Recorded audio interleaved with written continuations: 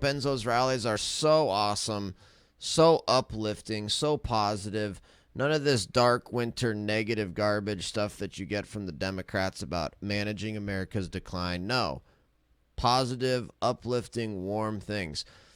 I just love Trump because he fights against the left and he fights against the fake news media. And that's incredibly popular in the United States.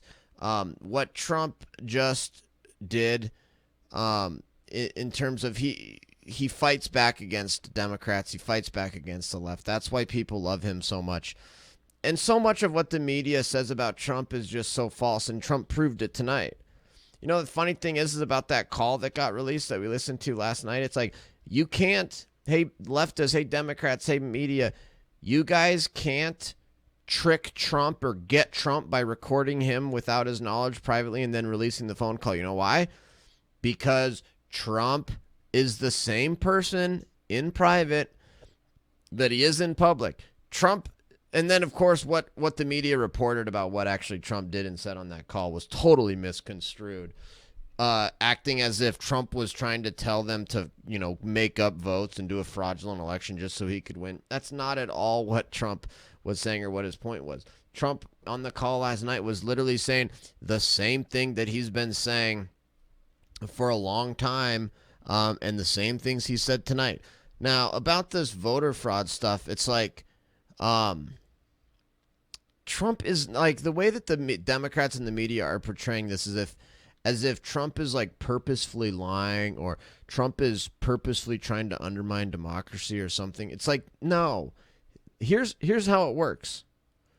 Trump is sitting there in Washington, D.C., and you've got the Republican National Committee, you've got the Republican National Senatorial Committee, you've got Republican parties in each state, you've got county Republican parties in each state, or in each county, and you've got poll watchers and other volunteers in each county all across the state.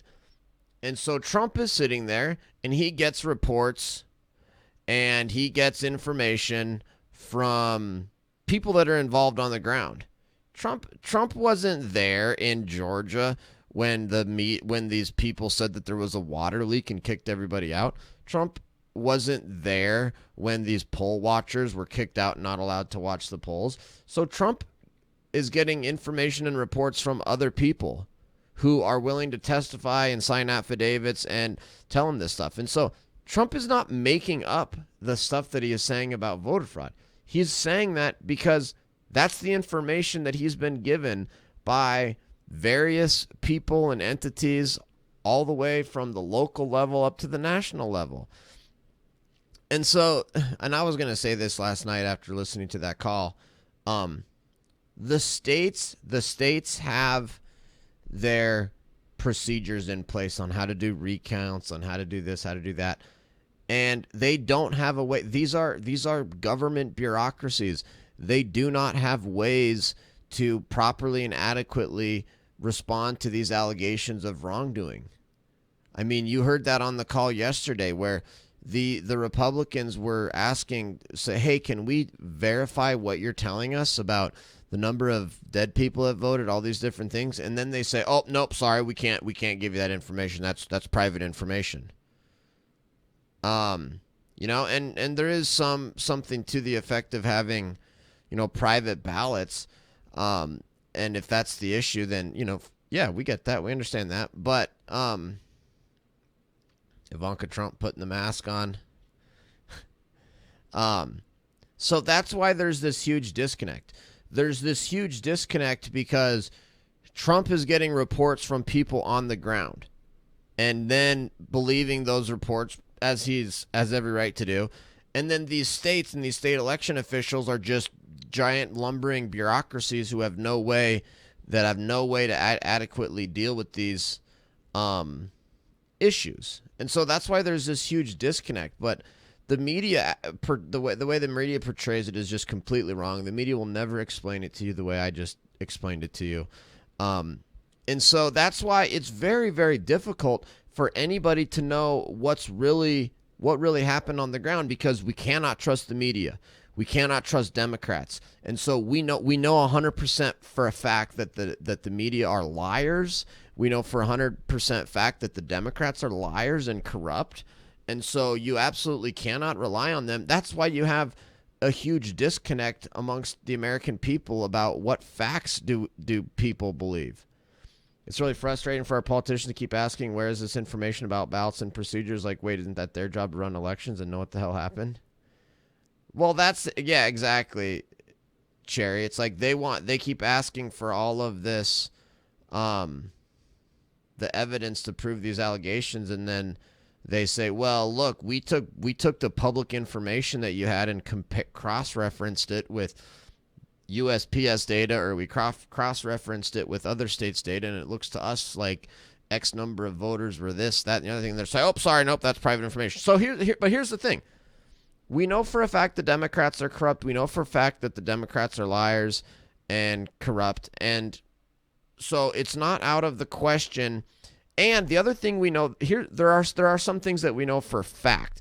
I don't think we can sit here and say we know 100% fact that X state or Y state was rigged and stolen and the fraud got it there. It's like, unless you personally witnessed it happening and counting, and like that, it's very difficult to know that. So people are left to either believe that and believe Trump and what Trump is saying, which is nothing more than just repeated reports from all of the individual poll watchers all across the country who are the eyewitnesses and everything else, or you believe the media and you believe the Democrats. But the problem is that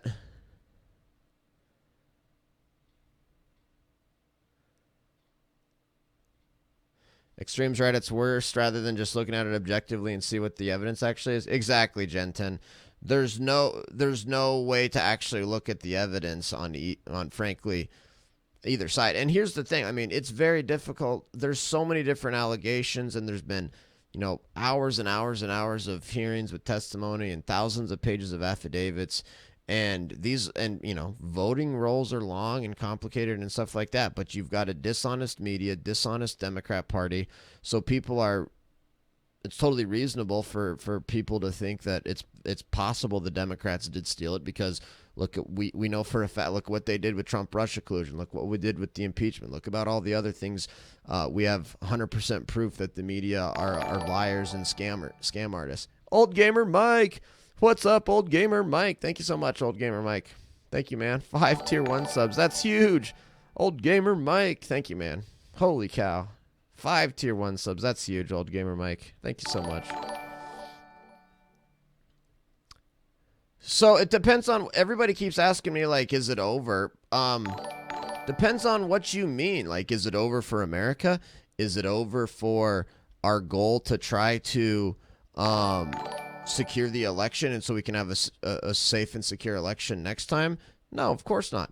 Is Trump going to become president on January 21st, 2021? No. That's not what this is about even anymore. That's not what any of this is about. And so that's why I've said from the very beginning, we know for a fact, the things that we can know for a fact are these things like what Trump said, something that we can actually fact check. Okay? Trump said that there was a consent decree or a settlement agreement where the Democrat Party sued Brad Raffensperger, the Secretary of State, and they entered into a settlement agreement. And here's the other thing. We know we can actually fact check claims about how election laws changed. Ask yourself this.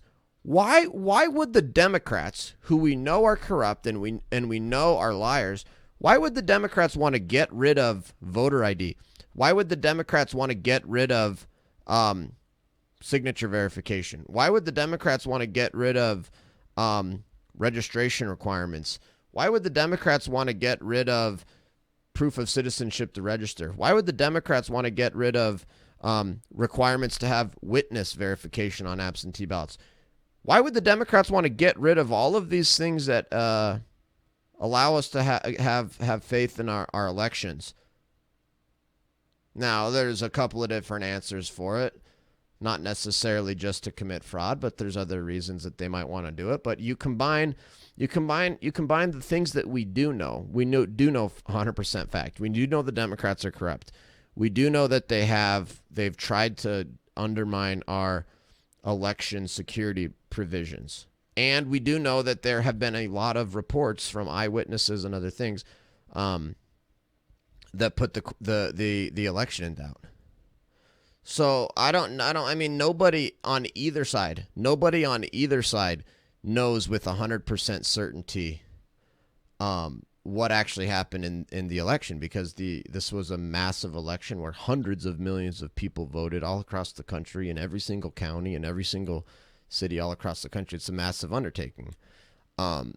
Nobody can know for sure. And so you've got people on both sides that just simply believe things because they choose who they want to believe.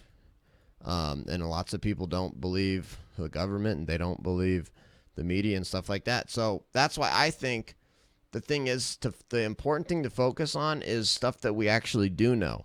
And so this whole Georgia election law changes, this is something that we can actually look up. And Trump said it was in, or I saw some other thing that said it was in March, and this is March 6, 2020, compromise settlement agreement and release.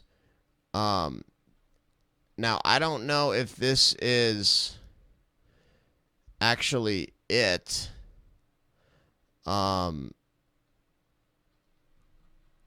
Because it is.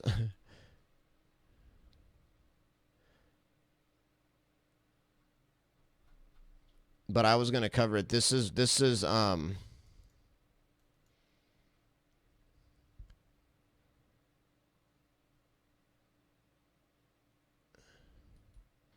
I was going to try to find the actual copy of it.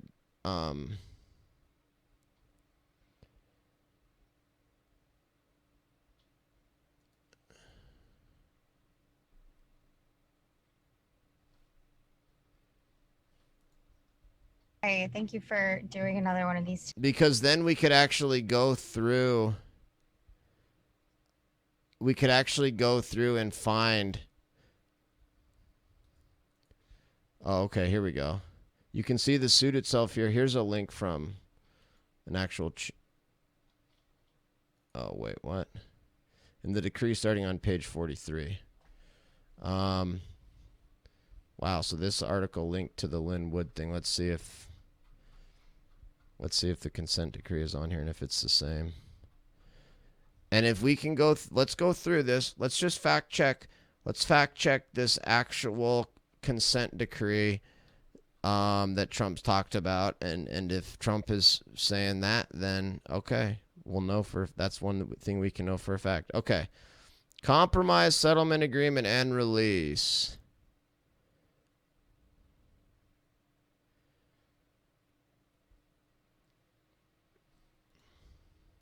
Let's read through this. We'll read through this. This does look like signature match number 3.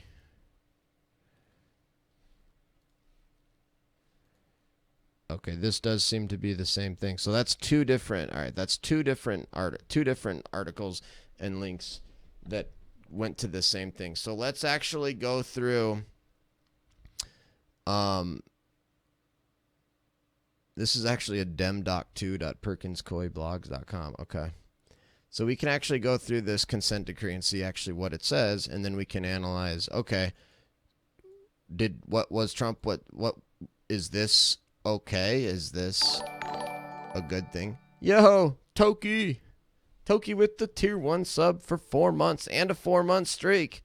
Thank you, Toki23. Thank you so much, Toki23. I appreciate that. Welcome back for your 4th month, man. Thank you. This compromise, settlement agreement, and release is made and entered into by and between the Democrat Party of Georgia, the DSCC, and the DCCC, the political party committees, on one side, and Brad Raffensperger, Rebecca Sullivan, David Worley, Seth Harp, and Ann Lee, state defendants, on the other side. The parties to this agreement may be referred to as individually as a party or collectively as parties. The agreement will take effect when each party has signed it, as of the date of the last signature. Whereas in the lawsuit styled as Democrat Party of Georgia versus Raffensperger, The political party committees have asserted claims in their amended complaint that the state defendants is 1, bad absentee ballot signature matching procedure, 2, notification process when an absentee ballot is rejected for any reason, and 3, procedure for curing a rejected absentee ballot violate First and 14th Amendments to the U.S. Constitution by unduly burdening the right to vote, subjecting similarly situated voters to disparate treatment, and failing to afford Georgia voters due process, which the state defendants deny. So this is what Democrats always do. They always claim that if you're going to have a requirement, for example, signature match, they always say it's an undue burden on your right to vote. And that's what they say about voter ID. That's what they say about any requirements whatsoever on voting. Any laws that we have in place to secure the election, Democrats always say it's an undue burden on your right to vote and it's illegal and unconstitutional. Doesn't matter what it is. Doesn't matter. We could go through lawsuit after lawsuit after lawsuit after change of law after change of law after change of law, and the Democrats always do this. And you have to ask yourself, why do Democrats always want to get rid of all of our laws that actually protect the right to vote? And so I'm not going to sit here and listen to Democrats grandstand and be all self-righteous. How could you possibly contest the election? How could you possibly question whether there was fraud? It's like, you know how we can possibly contest the election and possibly consider that there was fraud? Because you Democrats for the last 40 years have gone through and gotten rid of every single security thing that we have. So we no longer have a way to even verify that our election was secure. You guys changed it. You guys got rid of things. All right, so let's see what this actually says to see, because Trump says this either got rid of or lessened the signature match requirement effectively, and then the media and the Democrats say it didn't. So we'll see what it says. Whereas the state defendants in their capacity as members of the state election board adopted Rule 183.13, which sets forth specific and standard notification procedures that all counties must follow after rejection of an absentee ballot. Whereas the state defendants have a motion to dismiss pending before the court, which sets forth various grounds for dismissal of the amended complaint, including mootness in light of the state election board's promulgation subsequent to adoption February 28th of Rule .3, which motion the political party committees deny is meritorious. Whereas all parties desire to compromise and settle disputed issues and claims arising from the lawsuit finally and fully without admission of liability, having agreed on the procedures and guidance set forth below with respect to the signature matching and absentee ballot rejection, notification, and cure procedures. Okay, so it is about signature matching. That's the first thing. Trump is right. Brad Raffensperger entered into a settlement agreement with the Democrat Party that changed procedures. And see, this is why I think this is the important stuff. And I've been saying this since November 3rd or November 6th, whenever the election. I've been saying this since the election. The important thing to focus on is these legal changes that Democrats have made, and getting rid of these legal changes. I don't care what about evidence of fraud. I question the election simply because Democrats got rid of all of our security provisions.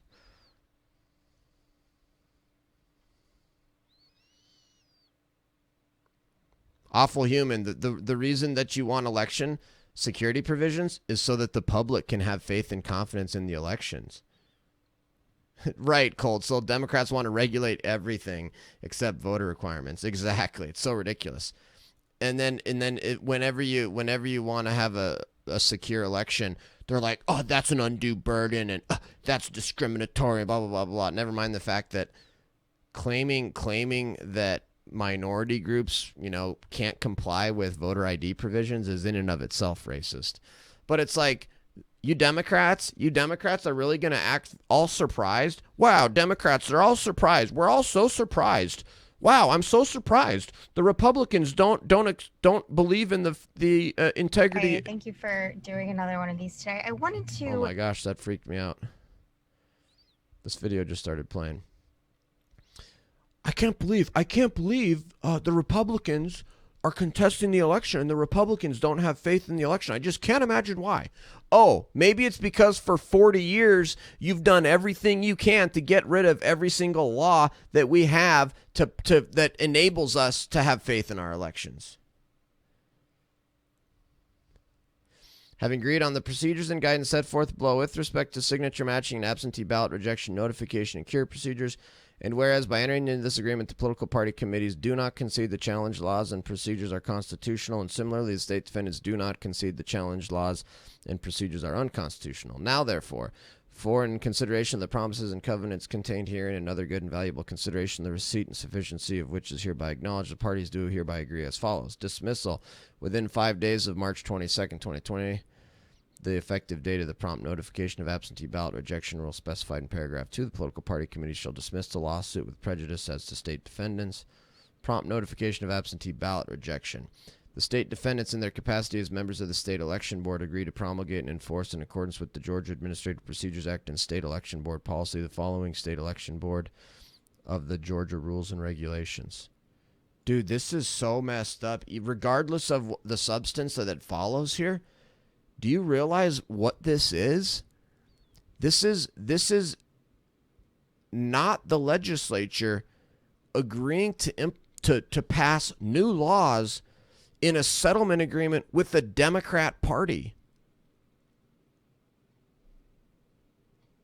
Exactly, TLSKB. I think the legal arguments are stronger than the fraud arguments, because here's the thing. How the heck are you going to prove that there was election fraud when you literally have no legal mechanisms and no rules or anything that allow you to actually verify whether ballots are? Of course, you're not going to be able to put out clear and convincing evidence. It's like we don't have any mechanisms to verify that this was legit. Of course, we can't 100% prove that there's fraud. All we can do is take, an amalgamation of all of these different reports that are coming from us all around the country of various irregularities, and then you go to these states and you're like, hey, we have 1,000 pages of affidavits and we have hours and hours and hours of eyewitness testimony talking about all these problems with your elections, and then they're like, well, pursuant to this rule, we'll do a recount of the ballot, and then they just go and they just recount all of the same ballots that they don't do anything different. They just, of course, you're going to come out with the same result. So these states, they're not set up. They're giant bureaucracies. It's like, dude, it's like try to call like a big corporation, or try to call the IRS and get them on the phone and have a reasonable argument or reasonable discussion where you actually work through a problem and try to come to a resolution. That's not how government bureaucracies work. All they do is just defend themselves. Okay, here we go. This may be hard to understand because we don't know what the previous rules were before this lawsuit went into place. When a timely submitted absentee ballot is rejected, the Board of Registrars or absentee ballot clerk shall send the elector notice of rejection and an opportunity to cure as provided by OCGA by mailing written notice and attempt to notify the elector by telephone and email if a telephone number or email is on the elector's voter registration record no later than the close of business on the third business day after receiving the absentee ballot. However, for any timely submitted ballot that's rejected on or after the second Friday prior to Election Day, the Board of Registrars or absentee ballot clerk shall send the elector notice of rejection and opportunity to cure by mailing written notice and attempt to notify the elector by telephone and email if a telephone number email is on the registration record no later than close of business on the next business day.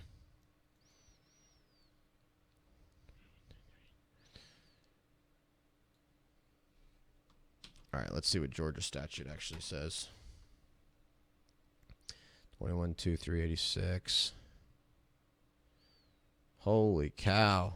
Holy cow, that's a lot. Unless otherwise required by law, state defendants agree that any amendments to the rule will be made in good faith in the spirit of ensuring that voters are notified of rejection of absentee ballots with ample time to cure their ballots. The political party committees agree the state election board's proposed amendment to use contact information on absentee ballot applications to notify the voter fits within that spirit. Secretary of State Raffensperger, in his official capacity as Secretary of State, agrees to issue an official election bulletin containing the following procedure applicable to the rule of signatures on absentee ballot envelopes by county elections officials, and to incorporate the procedure below in training materials regarding the review of absentee ballot signatures for county registrars.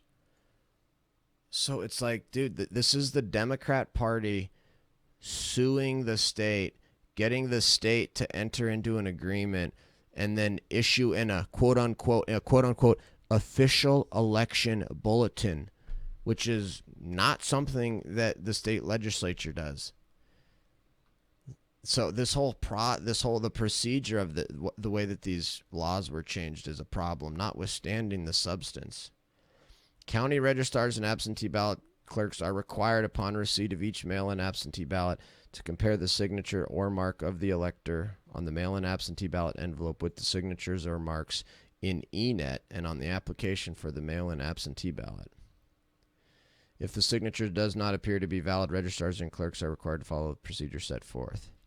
When reviewing an elector's signature on the mail-in absentee ballot envelope, the registrar or clerk must compare the signature on the mail-in absentee ballot envelope to each signature contained in the elector's voter registration record in ENET and the elector's signature on the application for the mail-in absentee ballot.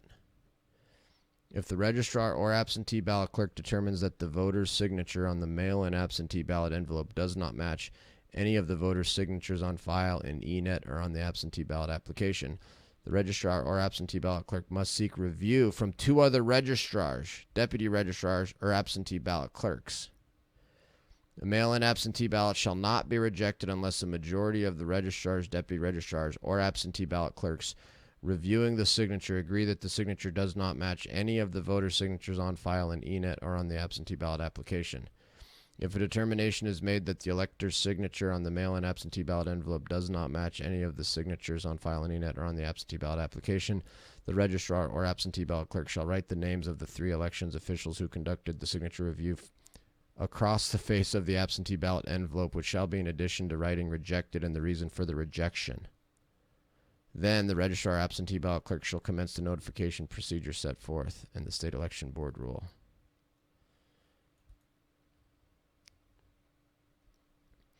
Parties agree that the guidance in paragraph 3 shall be issued in advance of all statewide elections in 2020, including the March 24th, 2020 presidential primary and the November 3rd general.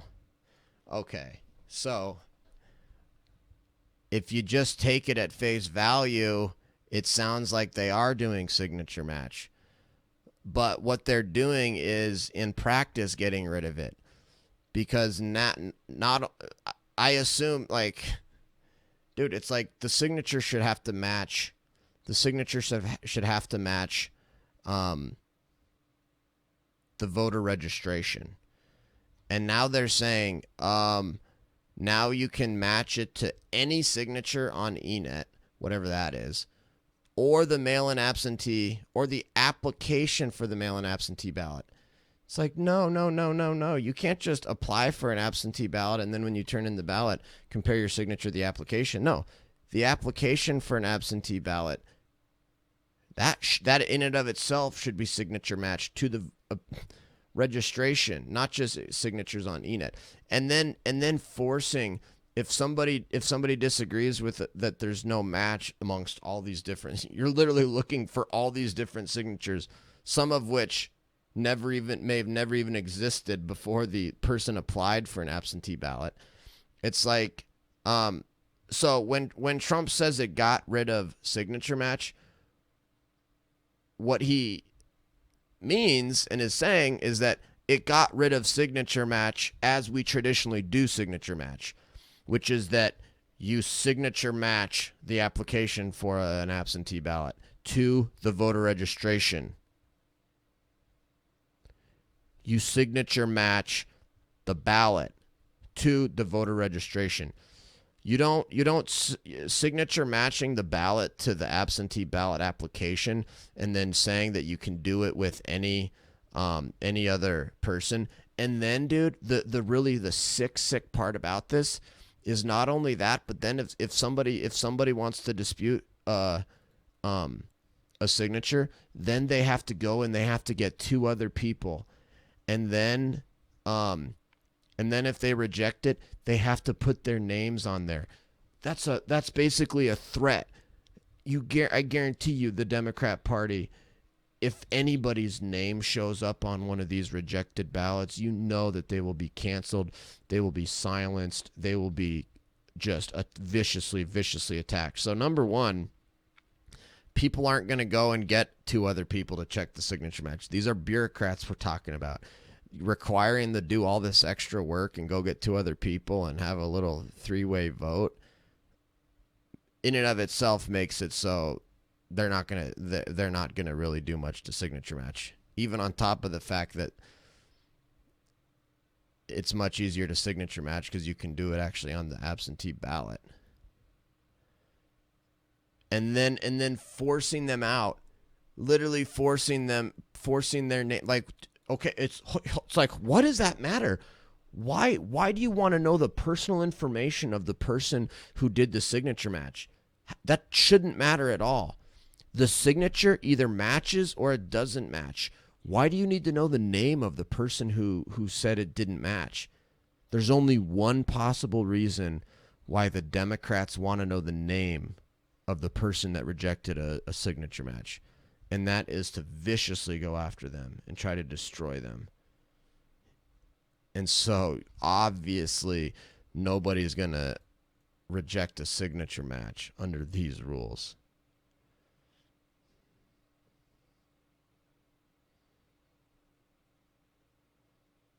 King of the Internet, what's up? I'm in DC tonight. Oh, that's awesome, man. Good for you.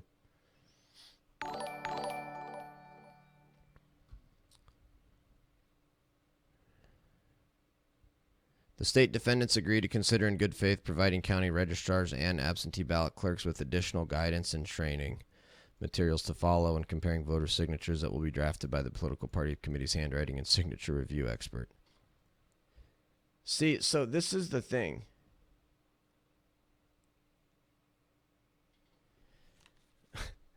This we can actually prove.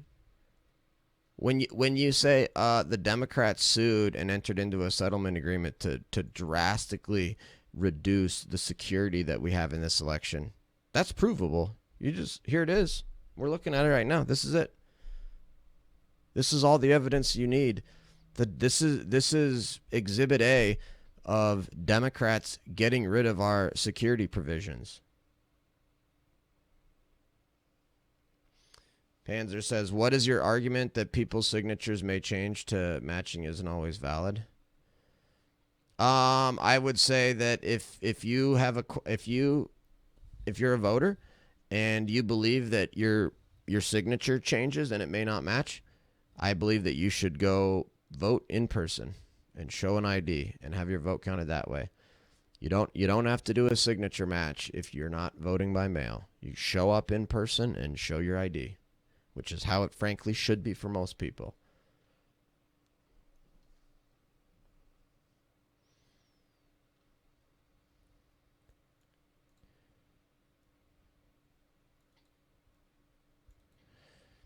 Parties to this agreement shall bear their own attorney's fees and costs incurred in bringing or defending the action, and no party shall be considered to be a prevailing party.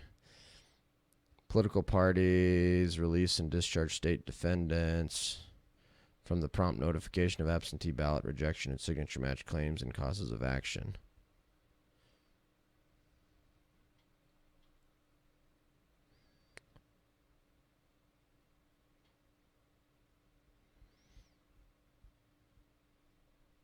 Wow, dude. So then I think the next question then becomes is this even close? Is this even close to what the Georgia legislature passed? 21-386.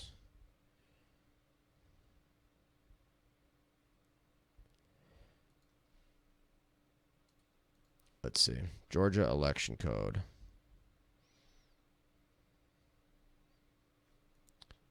1, 2.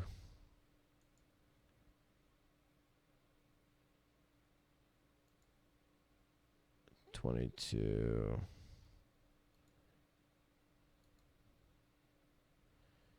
Voting by ballot, registration, absentee voting. Here we go.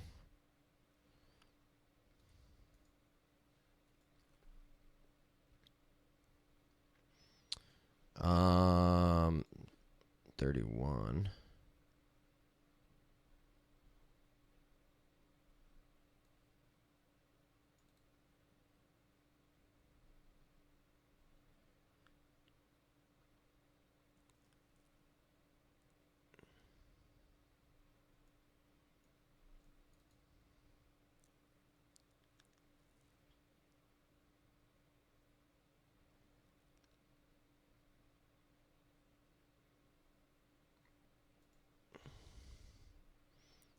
Hold on. What are all these other provisions here? Notwithstanding any provision, a qualified absentee elector who's entitled to vote by absentee ballot.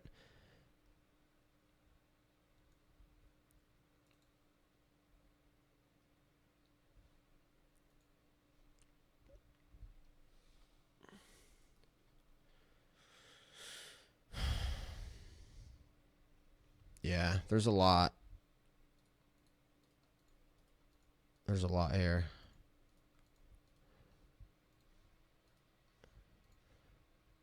So it's a whole other I mean, you'd have to read through all of these statutes to really.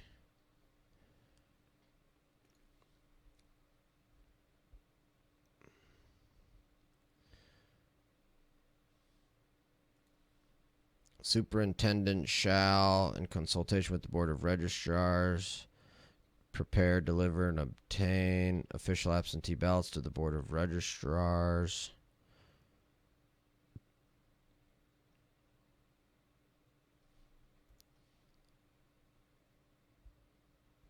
Anytime after receiving an absentee ballot but before the day of the primary or election, except electors who are confined to a hospital on the day of the election, the elector shall vote his or her absentee ballot, fold the ballot, and enclose and securely seal the same in the envelope on which the printed official absentee ballot.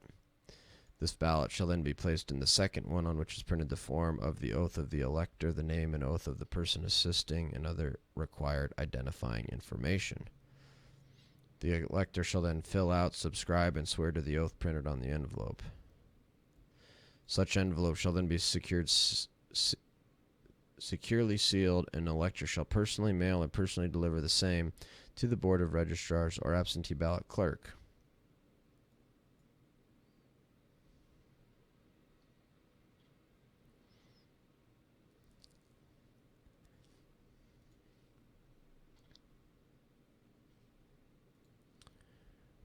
All right. The Board of Registrars or absentee ballot clerk shall keep safely unopened and stored in a manner that will prevent tampering and unauthorized access all official absentee ballots received from absentee electors prior to the closing of the polls on the day of the primary or election. Upon receipt of each ballot, here we go. Upon receipt of each ballot, a registrar or clerk shall write the day and hour of the receipt of the ballot on its envelope. The registrar or clerk shall then compare the identifying information on the oath with the information on file in his or her office, shall compare the signature or mark on the oath with the signature or mark on the absentee elector's voter registration card, or the most recent update to the absentee's voter registration card, an application for absentee ballot, or a facsimile of said signature mark taken from said card or application, and shall, if the information and signature appear to be valid and other identifying information appears to be correct, so certify by signing or initialing his or her name below the voter's oath. Each elector's name so certified shall be listed by the registrar or clerk on the numbered list of absentee voters prepared for his or her precinct. Okay.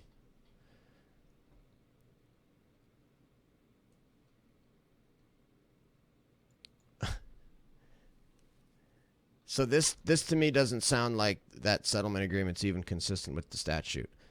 The registrar or clerk shall then compare the identifying information on the oath with the information on file in his or her office, shall compare the signature or mark on the oath with the signature or mark on the absentee elector's voter registration card or the most recent update to the absentee elector's voter registration card, and application for absentee ballot or a facsimile of said signature or mark.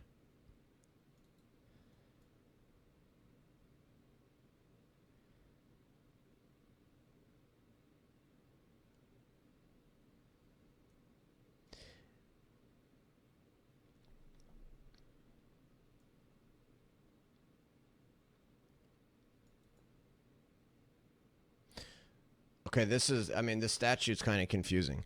The registrar or clerk shall then compare the identifying information on the oath with the information on file in his or her office, shall compare the signature or mark on the oath with the signature or mark on the absentee elector's voter registration card or the most recent update to the absentee elector's voter registration card, and application for absentee ballot or a facsimile of said signature or mark taken from the card or application. Okay, the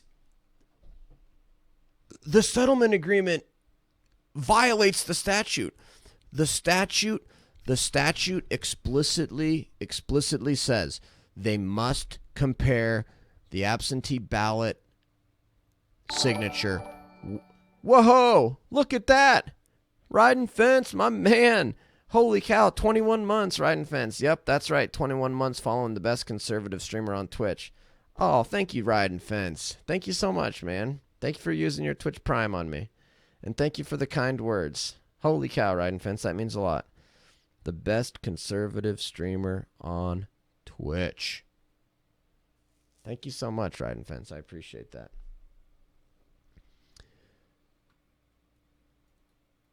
Also, do you guys see anything in here about ENET? So Georgia statutory law passed by the legislature says that they must compare the signature with the voter registration. And then the settlement says, oh, we'll compare it with anything on file in ENET. We'll compare it with the registration. We'll compare it with the application for absentee ballot. And if any of them match, if we can find any match, then it's valid. It's like, that's not what the statute says. The statute says you must compare it to the registration. And then this clearly says they must certify by signing the one person's name.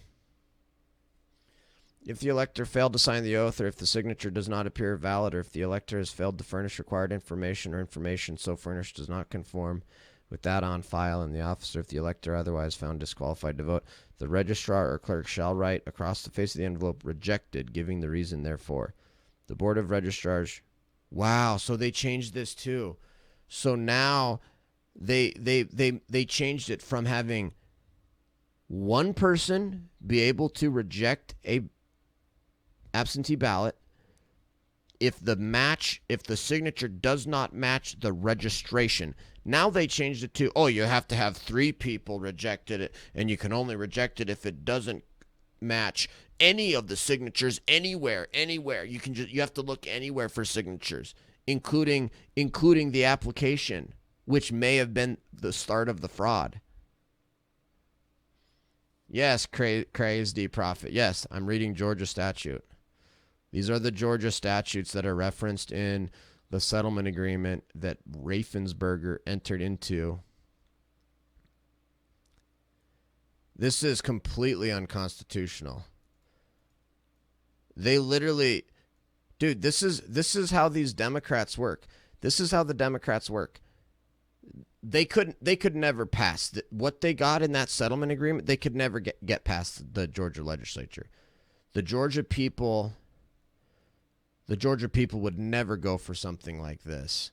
And so they can't get it past the Georgia legislature, so they just say, fine, we won't get it past the Georgia legislature. We'll just sue them, and then we'll get them to change the legislature's laws in a settlement agreement in a lawsuit where we'll just have the Secretary of State sign a settlement agreement, and we'll change the law that way to basically completely change what the Georgia legislature passed into law.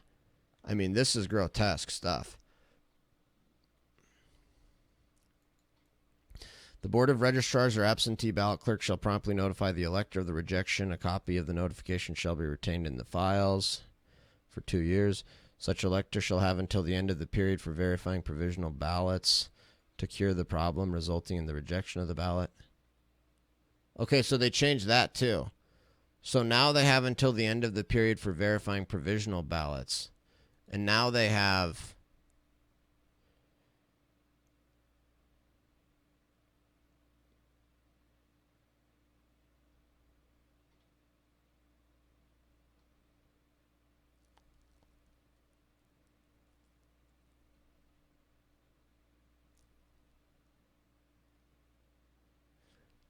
so they changed it too. They changed it too from timely notification. They changed it from timely notification to immediate notification, no later than close of business on the third day after receiving the absentee ballot.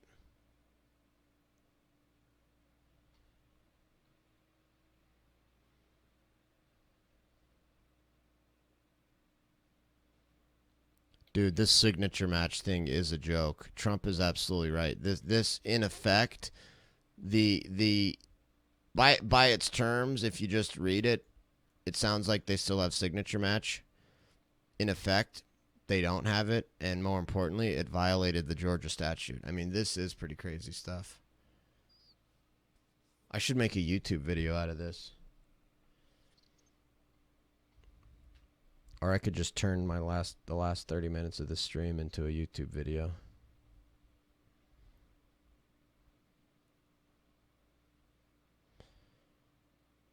Or you guys can just, the people that were here to watch this can just get the exclusive high quality content I just provided by going through this stuff.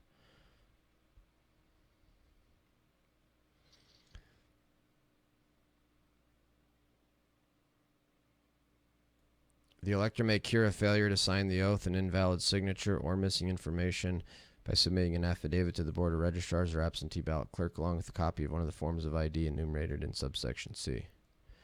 The affidavit shall affirm the ballot was submitted by the elector's ballot, and the elector is registered and qualified to vote.